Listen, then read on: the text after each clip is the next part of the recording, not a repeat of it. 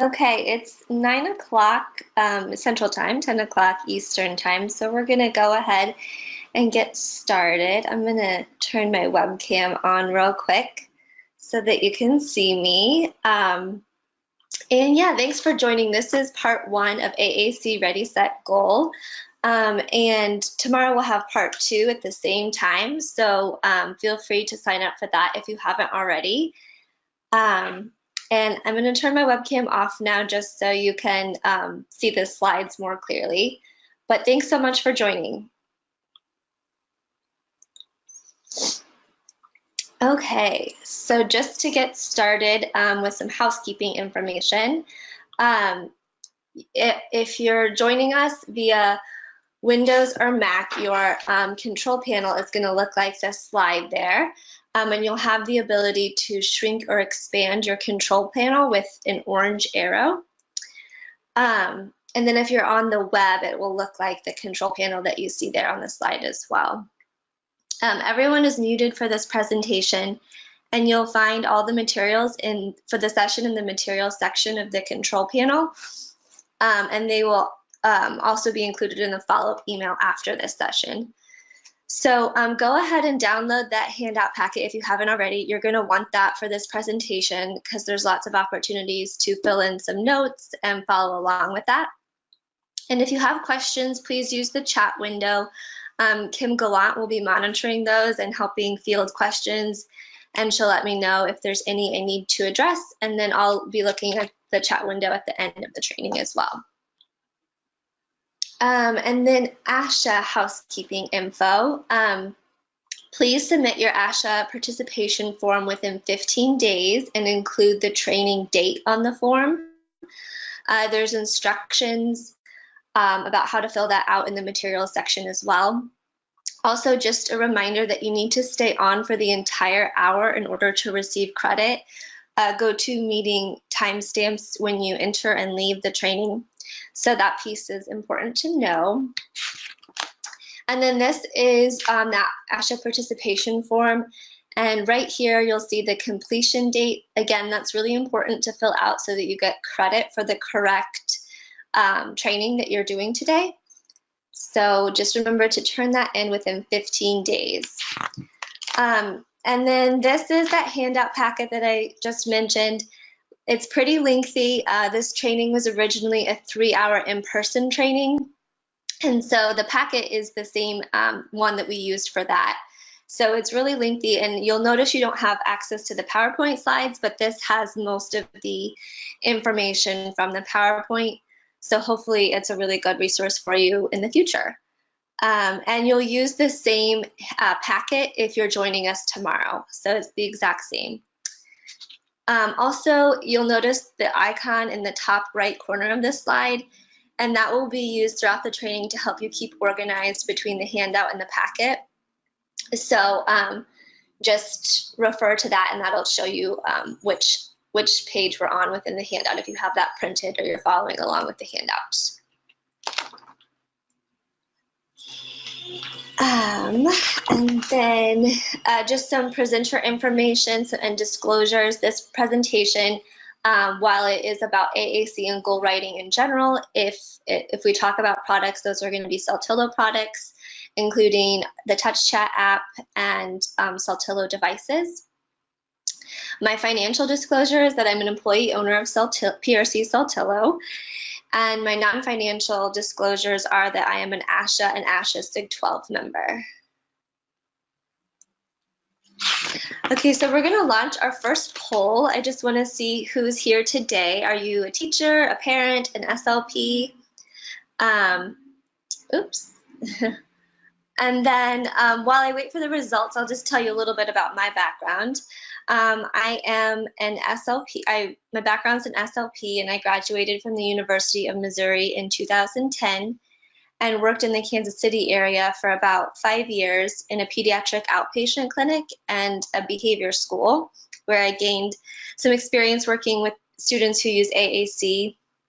And then in February 2015, I started working for Saltillo, and I currently cover Western Missouri, Southwest Iowa, Kansas, Nebraska, and I used to cover Arkansas and Oklahoma as well. So let's see. Okay, cool. So looks like we've got the majority, 66%, are speech therapists, 3% teachers, a parent, and some AT specialists, 25%. Okay, cool. Well, thanks for filling that out. There'll be a couple more polls throughout the training. So yeah, we'll have those.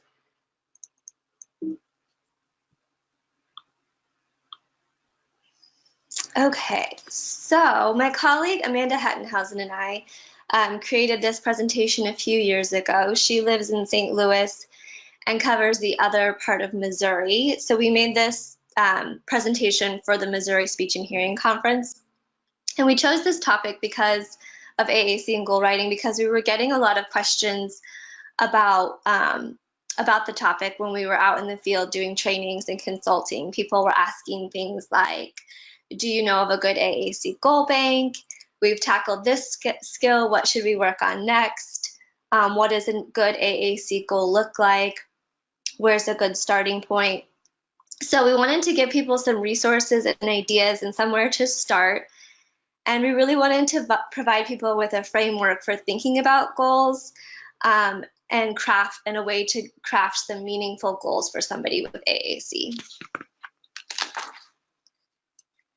And as most of you know, and probably why you're here today, creating goals and objectives for someone using AAC can be challenging. So we wanted to talk about why that could be. And there's lots of factors that could play in, and some of the reasons we thought might be the case is simply just not knowing enough about the AAC system that you're working with, the language learning difference for people who use AAC, and just that there's so many things to work on, so that can be overwhelming. The changes in progress may be subtle and hard to measure. And then the need to consider the environment and communication partners and communication partner training as well. So with that in mind, we're going to launch our second poll, which is just what is your greatest challenge with writing goals for AAC? Is it that you don't know enough about the AAC system? The language learning is different for people with AAC? The changes in progress that may be subtle and hard to measure? The need to consider the environment and partners, or is it something else? And if it's something else, please feel free to type that in the chat window.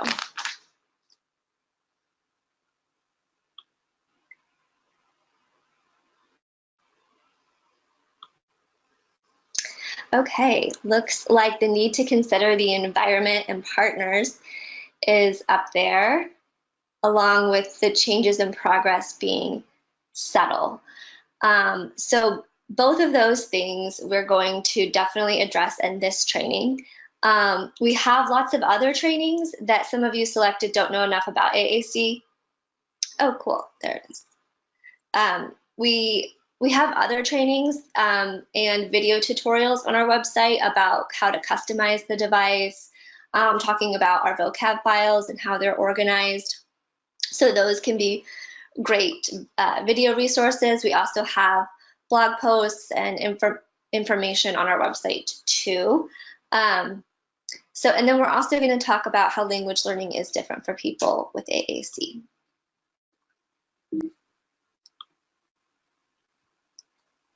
Ooh.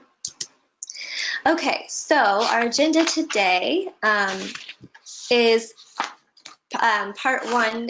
We're going to, so today we're going to talk about understanding this AAC goal framework, this worksheet that Amanda and I came up with as a way to think through writing some goals for people with AAC. We're going to talk through a case study that we'll make some sample goals and objectives for. And then this framework is heavily based in the communicative competencies. So we'll be going over all four of those, but today we'll just be focusing on linguistic and operational competence. And just as a little preview for tomorrow we'll be reviewing social and strategic competence, as well as how to make goals SMART using the SMART framework and monitoring progress. So as Amanda and I were creating this presentation, we were inspired by some workshops that we had recently attended. including Jane Corstein's Every Move Counts workshop. And at that workshop, she said, why do we write goals for people to do something they cannot do to get something they do not want? And this really resonated with some of the situations Amanda and I had countered in our experiences with coaching teams on goal writing for AAC. We found ourselves preaching about how writing goals that facilitate communication rather than facilitating a compliance routine. So we want success, and in order to do that, we really need to build lots of positive associations with communication and language and with the AAC system that's being used. And we can do that by having a baseline and knowing what that person cares about. So just like the slide says, we want to focus on the interests and abilities of our clients and students, and kind of keep that at the forefront as we're going into the goal writing process. So just to kind of bring that to life, I thought I'd share an example of a situation I encountered. One time I had an appointment with a school team, and they were struggling to implement core language with a word power file on a NovaChat. And they had these IEP goals that the student would choose 1 out of 3 toys. Meanwhile, the mother was reporting that at home that she was modeling using the device with minimal prompting, but she was not using it in a very as structured of a setting. But the school was having to give maximum assistance and just kind of hitting a wall and not having any success with these IEP goals that they had made. So I went in for this training, and they set up this activity with these toys, and the student was completely disinterested in the toys and the activity, and she pushed away her NovaChat. And then the mother arrived to the training, and she pointed out that her daughter didn't have much interest in those type of toys, even though they were like really popular with other kids with autism. They were light up toys and sensory toys that are typically really popular. She didn't have that much interest in those, but that she did love shared reading activities. So the mother asked for a book. She got a Halloween book off the shelf and started reading with her and modeling some things on the device. And about halfway through, the student started saying, read again, and imitating her mom. She said pumpkin. And so that just kind of showed the power of engaging with her in her interests. Also, her mother was a preferred communication partner who she really enjoyed having her attention. Whereas the teachers and paras she was working with, she had built some negative associations with, so she didn't enjoy working with them as much. So all of these things can impact this success, and they're definitely considerations we want to think about as we go into writing goals. So we want to be thinking about communication partner preference, who do they like to work with, what is the environment, is there anything aversive to them in the environment, like noises or smells? Are there any feelings of embarrassment about certain activities or things that are being asked of them? Do they have a preference for certain food and toys? And just keeping in mind that what's popular for most might not be their preference. So just a little side note with that before we get into this AAC goal framework.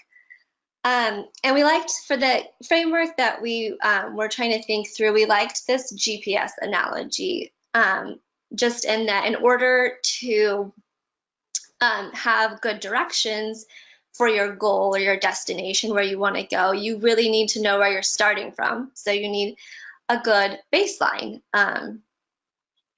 So that's kind of going to be our analogy that we use throughout the training. And we all use different terminology when we're in the goal writing process. There's goals, objectives, benchmarks, but we don't want to get too lost in the details of all of these different terms. We really just want to figure out how to help you write goals that are intentional. So this is another quote from Every Move Counts. The underlying intention of the goal is to identify what is expected to change as a result of the intervention. So these are the 3 frameworks that we are pulling from. Amanda and I did a lot of review of some literature about AAC and goal writing, and also pulled from our personal experience. You'll see at the back of your handout, there's a long list of articles and blog posts that we compiled to kind of come up with this. But the 3 we settled on were communicative competencies, the goal attainment scaling, and the SMART framework. So we kind of funneled those to create this worksheet that you have in your packet. And each of those 3 elements were in the funnel are incorporated into this form. So we'll spend a little time here briefly discussing what each of these are and how you use them. So at the top here is the communicative competencies. And although it just makes up a small part of the form, it's really going to guide this training, and we're really going to delve into all 4 of these. So communicative competence is defined as the ability to communicate functionally in natural environments and to meet daily communication needs. And it can be divided into 4 domains, which are all interrelated. So that's why we have this like Venn diagram to illustrate it, because they can overlap at times. So we have linguistic, operational, social, and strategic competence.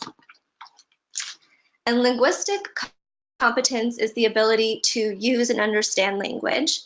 Operational competence refers to the technical skills required to use the AAC system. And then social competence refers to the ability to use and understand the rules of interaction. Strategic competence relates to the use of compensatory strategies to overcome obstacles and prevent and repair communication breakdowns. So if you have sufficient language skills, you know how to use your AAC system, you have strategies when things don't work, and you understand the rules of interaction, then the idea is that you would be well on your way to being a competent, successful communicator. So when we're thinking about writing goals for people with AAC, it's important to consider each of these areas and the person using AAC and identify the areas of weakness that we need to focus in on. Next is the inclusion of the goal attainment scale. And this is the tool to help us organize our path. It was originally developed as a way to measure behavioral change in the mental health field, and it has since grown in popularity in other fields, including early intervention, geriatrics, occupational therapy, and more recently, speech therapy as it relates to AAC. There's an article in the reference list by Elizabeth Hansen from 2007 that is a pretty short article, but it goes into more detail about the background of goal attainment scale if you're interested. And it's just a way to measure behavioral goals and objectives where traditional outcome criteria like trials and percentages don't clearly capture progress. So if you remember that second poll that you took, and when we were talking about some of the barriers to writing AAC goals, it was tracking that subtle progress. So we were hoping that using this more rubric leveled format would help with that. So essentially how it works is the level 1 at the bottom is the starting point, our baseline. So when we're thinking about baseline, we want to think about what are the emerging skills that the person has. And then level 3 is going to actually be the expected destination or the goal for the end of that time period, whether that's an IEP year or 10 approved insurance visits or the end of a month of rehab. That's going to be the where you want to be at the end of that time. And then level 5 is going to be kind of that skill in a more generalized way. So it's the long-term hope, it's the best expected outcome that you could have by targeting this skill. And then level 2 and level 4 are just in between. So you have, if you don't quite meet the goal, you also have something else that you're working towards in between meeting that goal that might show some subtle progress. Same thing with level 4, it's just right above level 3, so you can see if they've exceeded their goal, what that looks like.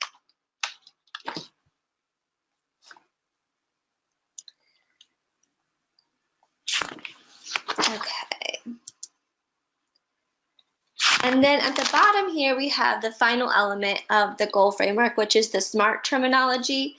And this is purposely at the bottom of the form because we want the initial focus to be more on the content and making sure that we are intentional about which competency we're targeting and what the skill is that we're targeting, and then focus on refining the wording to be really clear. So it's kind of like the goal attainment scale. It's used in other settings, including like the business world. So if you Google it, you'll see some different acronyms for it, but the acronym we settled on was specific, so clear, so that someone else can understand the goal easily. So if a family member or a teacher is reading a goal that a therapist wrote, it's easily understood amongst the whole team. Measurable, so that we can show progress and know where we have achieved the desired outcomes. Agreed upon, so that everyone on the team is supportive of this skill, especially the person who's using AAC. And then realistic, given the knowledge, time, age, and availability of resources, or relevant for that person today and tomorrow.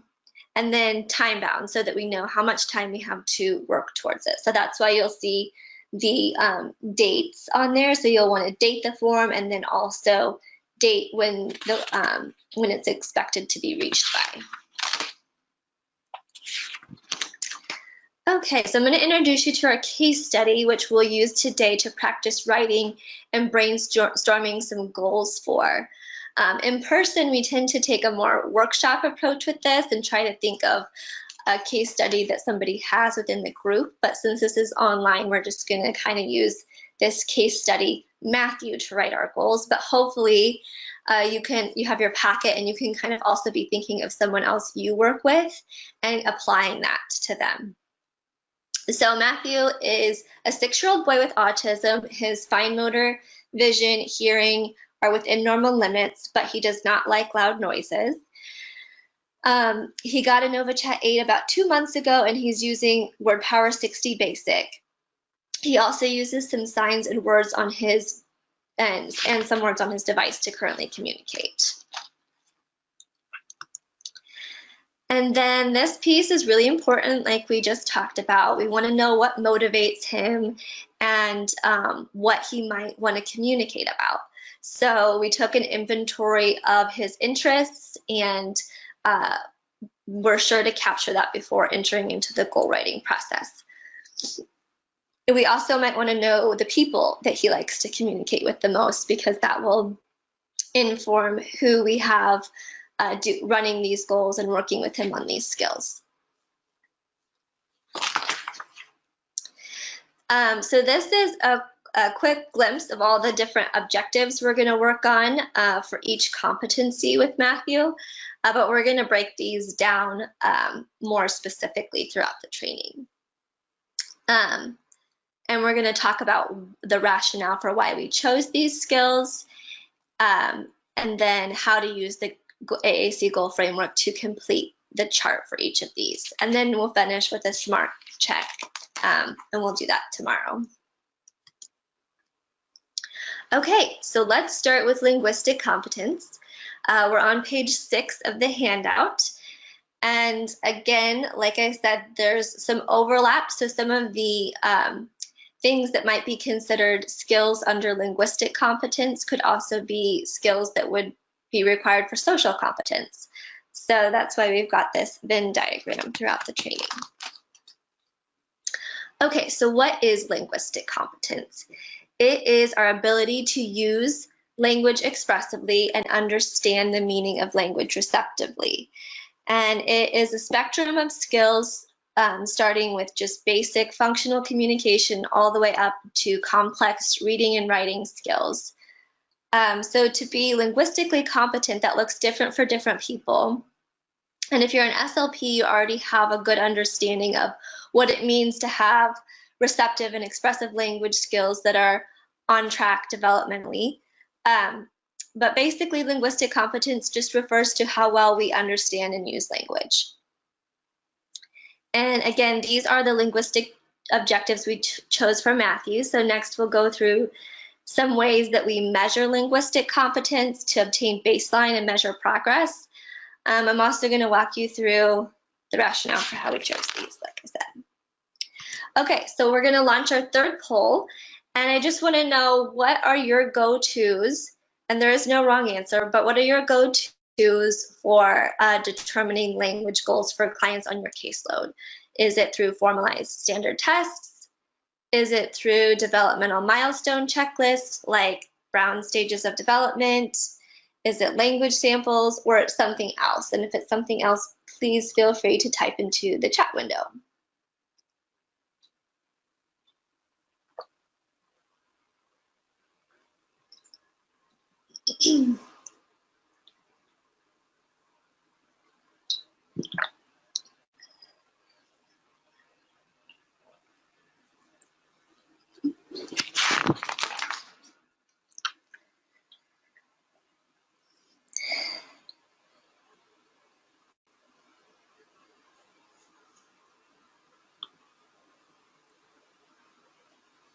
Okay. Looks like the majority are using checklists. Let's see. I also see the communication matrix. Yes, I've used that. The DAG, that's a good resource.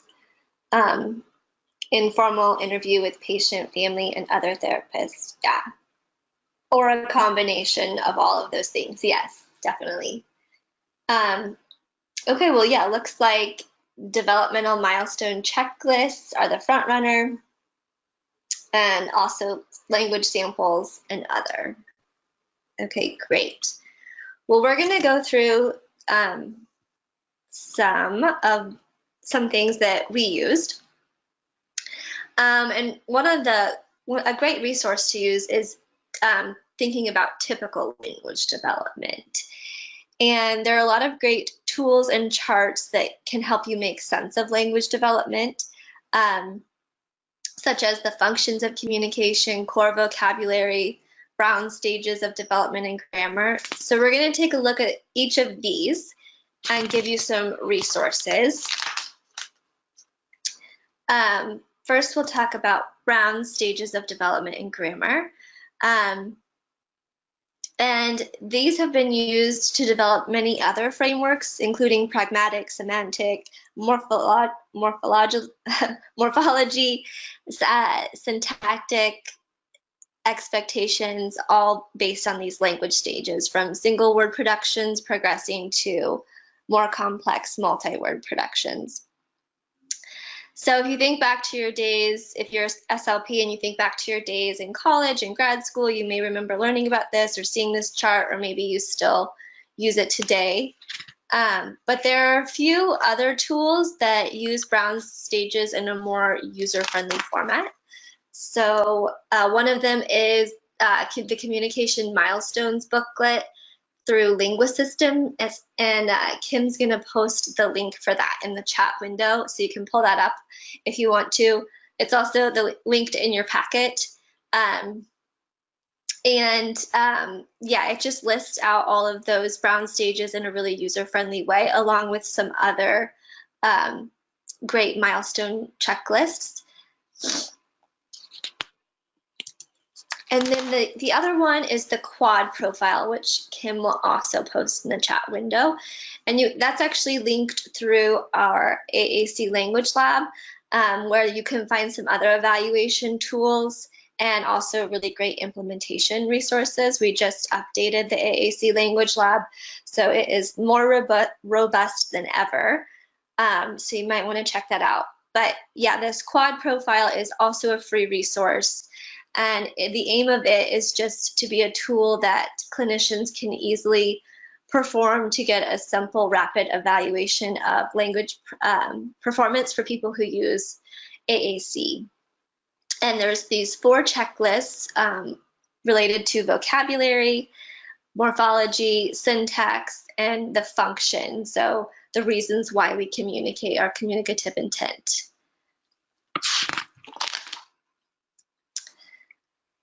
So with linguistic competence, we want to keep in mind that language learning for people who use AAC is usually different because they have a reduced means of expressing language, they have difficulty initiating and controlling interactions, reduced opportunities to express themselves, and their vocabulary content is supplied through their AAC system, which might be less robust than what they need to adequately express themselves. So we're looking at theories for language acquisition under typical circumstances, so we want to keep these things in mind. Okay, so besides the Brown stages, there's also the functions of communication. And this is actually one of my favorite tools for evaluating linguistic competence, just because it's so meaningful. And the functions of communication are those reasons why we communicate. Janice Light proposed 4 general categories of communicative functions: communicating for wants and needs, exchanging information, developing social closeness, and fulfilling social etiquette. And if you want to learn more about the background of this, we have a really great training called AAC Implementation Toolkit, and it should be in this batch of webinars as well. Stephanie from Texas does that one, and it's also available in person. So it's one of my favorite trainings. But kind of a spoiler alert from that, developing social closeness is one of the main reasons we communicate, and that's really important to keep in mind when we're writing goals. So for early communicators, targeting these functions of communication and thinking about the reasons why they communicate, that's a really good place to start. So this is also from that AAC Implementation Toolkit training. These are just a list of some more specific functions of communication under these broad categories. So it goes beyond communicating wants and needs, goes beyond just requesting certain objects and activities. Exchanging information can include things like asking and answering questions, labeling, sharing objects, giving an opinion. And the last main area is social closeness and etiquette. So social closeness, like I said, are those things that you typically do with somebody you choose, your family, your friends, and it's a really important piece of communication. And this might be expressed through commenting, expressing feelings, taking turns, even things like gossiping and teasing. And then social etiquette are just those things we do for social norms like greetings. The quad also takes a look at the functions of communication. It breaks them down into 7 types. So there's other checklists out there that break it down differently. Okay, and so the last thing we're going to look at for our sample client, for our sample goals for Matthew is core vocabulary. And if you're on this training and you've been working with AAC, then you probably know what core vocabulary is. And it's just those 250 to 400 words that make up about 80% of what we say. Core is an awesome thing to look at for baseline information because it allows for flexibility and novel generation of utterances. It can be used across context. It can be combined to increase semantic and syntactic complexity. It supports natural language development. It allows for the expression of a variety of communicative functions. Also, it allows for the consistent location of vocabulary within a AAC system.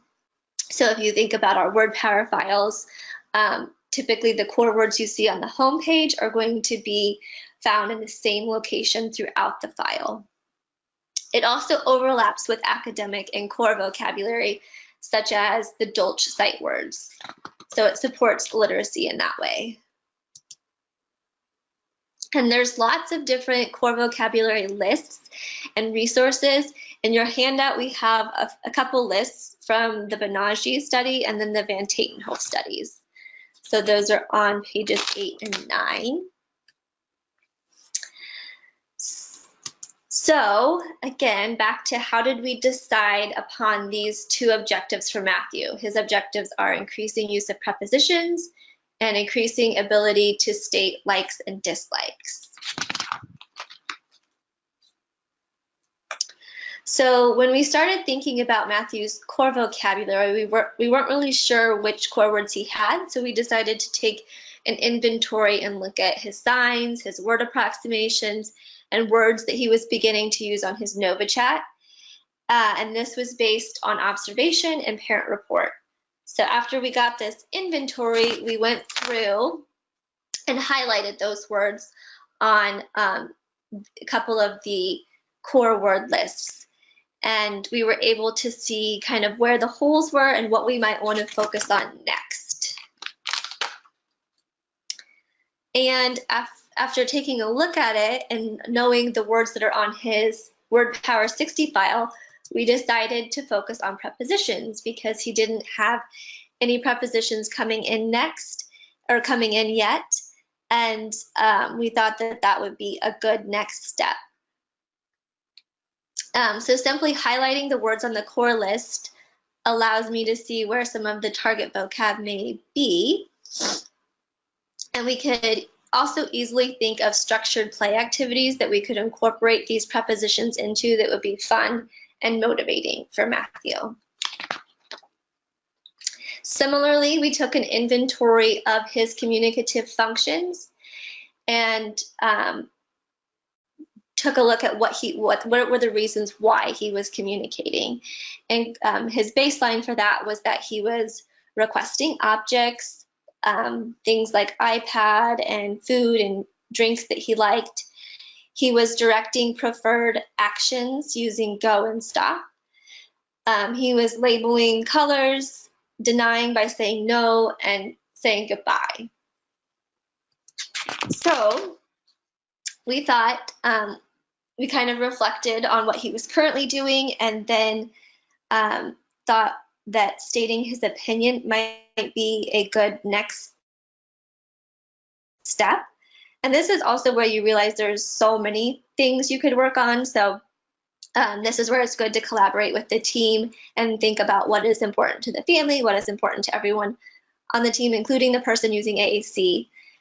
And his team was expressing concern how he currently shuts down if he doesn't like something. And so we thought that working on stating his opinion by saying what he likes and doesn't like would be a good way to help him engage and self-advocate for himself.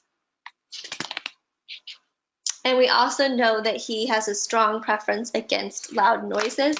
So that is something, a jumping off point we could start with. So once you know what you want to work with, we're ready to brainstorm through this goal worksheet. And don't worry, this is in your packet, but we're just going to walk through how to fill this out step by step for the prepositions objective. Okay, so first up, we just write Matthew's name at the top, and we check the competency that we're working on. So we're going to check the box for linguistic competence. Then we're going to fill in the objective. So we're going to write a goal to increase his use of prepositions under this number 1 spot. So, and then we're going to also list out the exact prepositions we'll be focused on, which are going to be the 6 prepositions on the home page of his vocabulary file. Next, we need to figure out what his baseline is in terms of how it relates to prepositions. So for Matthew, it is that he expresses via sign verbalizations 18 core words, so thinking back to when we highlighted those core words, but he doesn't express any prepositions yet.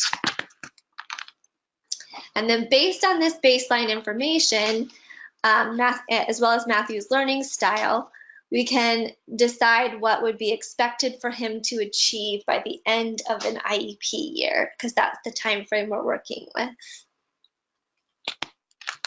And so our goal is for the end of the year that Matthew will use 6 target prepositions to direct action during structured play with minimal support.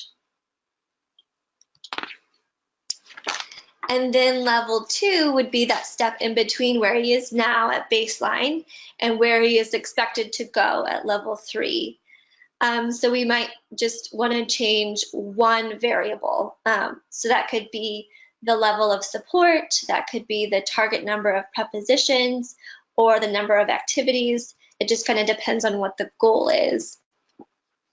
So for Matthew, we decided to change the level of support for level 2. So at the goal, it is that he will use these 6 prepositions in a structured play activity with minimal support. But at level 2, it's moderate support. So we can give some more prompting if needed and show that subtle progress that he's using them, but he just needs a little bit more prompting.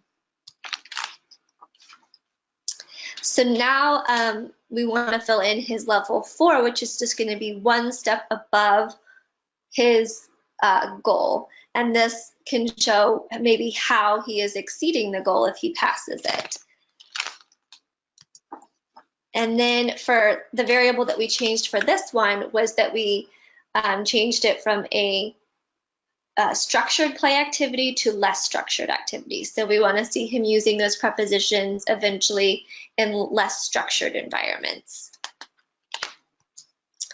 And finally, our level 5, our best expected outcome, is basically just seeing that skill that you're targeting generalized. So for Matthew, that looks like using it spontaneously when appropriate. So you'll notice that we're not necessarily filling this out in a linear way. It makes sense to start with a baseline, and then we want to know what is our goal going to be for the time period. And then we can kind of fill in the other levels. And then last, we're going to want to think about our long-term outcome. But you can go in the order that best flows with your thought process. That's just kind of how we worked through it as we were trying this out. And there you have it. So that's what it looks like. And like I said, the completed version is in your packet. And then for the next one, you would just go through the same process. So increasing ability to state his likes and dislikes. And then we put his baseline in, which is Matthew says no when asked what do you want, and he plugs his ears and rocks when there's loud noises, so we know he has a way of indicating when he doesn't like something. And so the goal there would be that he will express like to indicate satisfaction with 10 known preferred items or activities when asked what his opinion is. Okay, so you might be having some questions, such as how do might I translate this into an IEP or other format that I'm supposed to use or that I'm already using? How do I help ensure that Matthew can reach these objectives? And what will working on these objectives look like? So this is how you might change it into a IEP format. Basically, the overarching goal here is just that Matthew will increase his linguistic competence. So you can copy and paste that into the goal. And then the present level is going to be the same as the baseline. And then the objectives are going to be the level 3, where you So you could just copy and paste those. And also, when I was working in I worked at a behavior school, and I would often use rubrics, and I would say see attached rubric for the goals. So sometimes, I guess it depends on the district or where you're working, but sometimes that's not a problem. So the other thing we really want to think about, and going back to those barriers of writing good communication, good AAC goals, is what skills does the communication partner need in order for this goal to be successful? So if this was an in-person training, I would have you guys shout these answers out. But in the interest of time, and because we're in an online format, I'll just go ahead and tell you. So that communication partner is going to need to be able to know where those preposition words are within the vocabulary. They might need to know how to use the word finder to be able to pair those prepositions with some French vocabulary. They also need to be a little bit comfortable with modeling and providing some aided language input for Matthew. They also need to know, again, what his likes and interests are so that they are targeting this in a way that builds lots of positive associations and builds some joy into the activity, especially at first.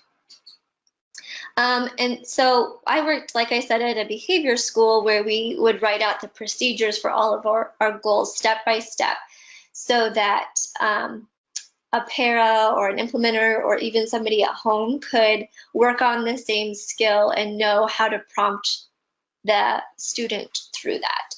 So here would be kind of an example of that, and it would just depend on where Matthew is with his prompting, like how new the skill is to him. So you can list it all out and include how you introduce the question and set up the activity, when you provide wait time for Matthew to respond, when you provide positive reinforcement, if he correctly responds, and then also what to do if he doesn't correctly respond. So these are in your handout, and we have one of these for each of the goals. So, operational competence. And of course, this hour goes by so fast. Like I said, this was a 3-hour training, and so I tried to whittle it down to a 2-part series. So, but operational competence is a little bit more straightforward, actually, than linguistic, I think, or it's kind of easier to explain. So operational competence is the technical skills involved in using the AAC system. And we want to teach people to use the mechanics of their technology so they can build independence and self-advocacy. So for Matthew, we chose using the SMART period as well as carrying the device himself. And unlike linguistic skills, there aren't a lot of formal assessments or checklists for operational skills. So in your handout, we have a brainstorming tool that we came up with. And this is what we're going to use today to come up with some sample objectives for Matthew. This brainstorming tool is not a comprehensive list, and it's not in any kind of hierarchy. It's just some ideas to be considered on an individual basis. Okay, so with that in mind, I want to know, do you have any goals that you're specifically addressing for operational skills, for the technical side of things? And that could be things like carrying the device independently. It doesn't have to be related to alternative access. So it could be things like, using the kickstand, being able to power the device on and off, charging the device. All of those operational components that are required to be a functional communicator. Okay, looks like the majority of votes coming in are saying yes. Okay, now it's looking a little more even of yes and no. I'm going to take a look at the chat window.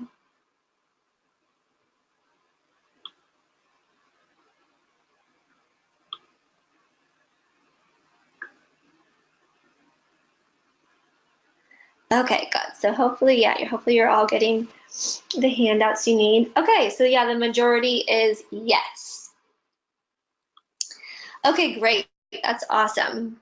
Well, maybe this will inspire some other goals that operational goals that you could write as well. So we're going to kind of go through this checklist that I just showed you step by step and talk this through a little bit. So with charging the device, that could look different. That could be having a goal for somebody to select the battery status button, or having an objective for somebody to press a button that asks someone to help them charge their device.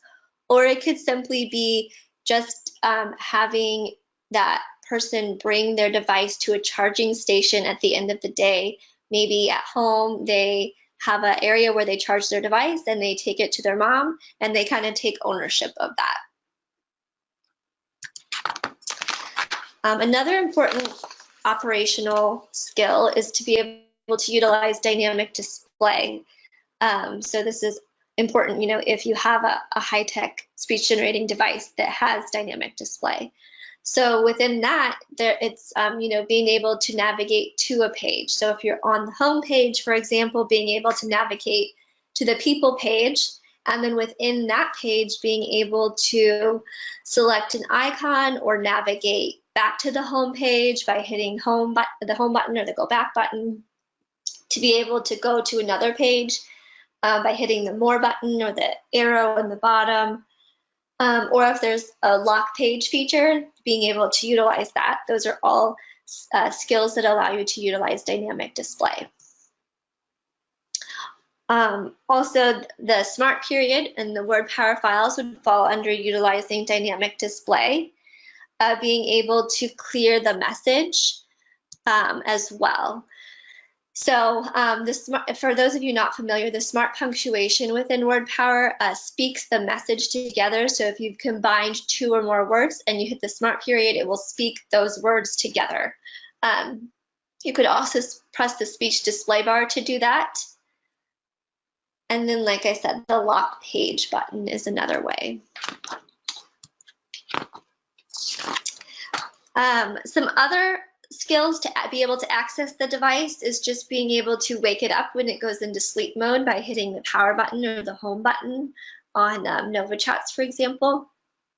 And then being able to use the kickstand independently. So being able to, when you're seated at a table, put the device in front of yourself and position it so that it's easy for you to access and use during whatever activity you're participating in. Also being able to instruct communication partners on how to mount the device correctly or how to position the device or themselves in relation to the device so that they can clearly see their device. And obviously, alternative access, there are tons of operational components to that, and we're not going to get into all of those in this training. We do have other video tutorials and an in-person training about alternative access on our website. You might also want to contact your local consultant about that if you have specific questions, and that can be highly individualized. But even with people who use direct select, there are access things to consider, like key guards and touch guides, and maybe even changing the button timing features.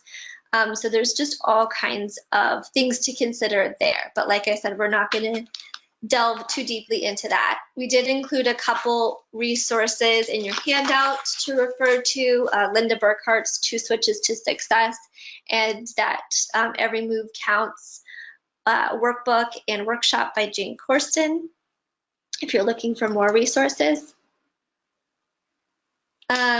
So again, with Matthew, we just took an inventory of what he's currently doing using this brainstorming tool.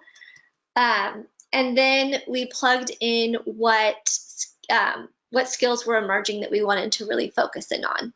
So on this form, you'll notice there's a comments section, so you can identify what the person's using and also comment about that. So for example, we have that Matthew locates and uses the volume control paddle, but he's not using it appropriately. And we note that in the comments. So we decided, like we said, to focus on using the SMART period to speak the message, and as well as carrying his device. So carrying his device was an emerging skill because he was doing that, but with a lot of prompting, and we want to increase his independence and frequency with carrying his device during daily transitions. So there's the 2 objectives. So again, we're just going to go through this form. First, we write his name and check operational competence, because that's the competency we're working on. Then we plug in the first objective, which is speak the message in the speech display bar by using the SMART period. Then we use the information discussed about his baseline so that we can know where he's starting. So Matthew will select 2 to 3 words in a sequence, and then, but he doesn't use the SMART period currently. So that's where he's currently at. Based on that information and his learning style, we can decide what we think is appropriate for him to achieve within the coming year, within the coming IEP year. So Matthew will use the SMART period to speak his message of 2 or more words with no more than 1 visual prompt, which could be a highlighted button, for example. So within level 1 and level 2 is our level, or within level 1 and 3, we want to change one of the variables and create our level 2, our less than expected outcome. So we're going to say Matthew will use the SMART period to speak his message of 2 or more words with no more than 1 visual and 1 verbal prompt. So we're changing the level of prompting involved. That's the variable that's changing. And then our more than expected, our level 4, is going to say Matthew will use the SMART period to speak his message of 2 or more words given expectant wait time. So we're again changing the variable of the prompting and decreasing the level of prompting that Matthew is getting. And then our ultimate long-term goal, our more generalized skill, is for Matthew to use the SMART period as appropriate. And so that is how we fill it out. And then, like I said, this is in your handout on page 17. So again, we want to think about, in order to make this goal successful and implement it well, what are the skills that the communication partner needs to have? Similar to the prepositions, the communication partner needs to know where the SMART period is within the file and how to use it, how to model that. They also, because the different levels rely so much on different levels of prompting, they need to know how to provide the prompting and the level of intrusivity of the different prompts. So knowing that a verbal prompt is more intrusive than a gesture prompt, and knowing when to give wait time. So all of those skills are going to be important as well. And then here is another note card that just walks somebody through, a parent, exactly what to say and exactly how to run that goal given where he might be at. So if he's at the point where he's needing that wait time, then you could really highlight that in this card for them and help spell it out. So I think we just barely made it with 1 minute left. And yeah, thank you so much for joining us today. Like I said, tomorrow is part 2, and we'll be going through Matthew's objectives for social and strategic competence, as well as how to utilize the SMART framework. And then we'll be talking through how to measure progress some too. And I'm going to pull up the chat window here just to see. I'm going to hang on for a while if anybody has questions. And just, it's 10 a.m. Central Time now, so you are free to go if you have other things to get to. But also, Kim just posted the link to find your local Saltillo consultant. So if this conjured up any questions for you, then please check out that and get in touch with your local representative. And yeah, we'll look forward to seeing you tomorrow. I don't see any questions posted, but like I said, I'll hang on for a few minutes just in case.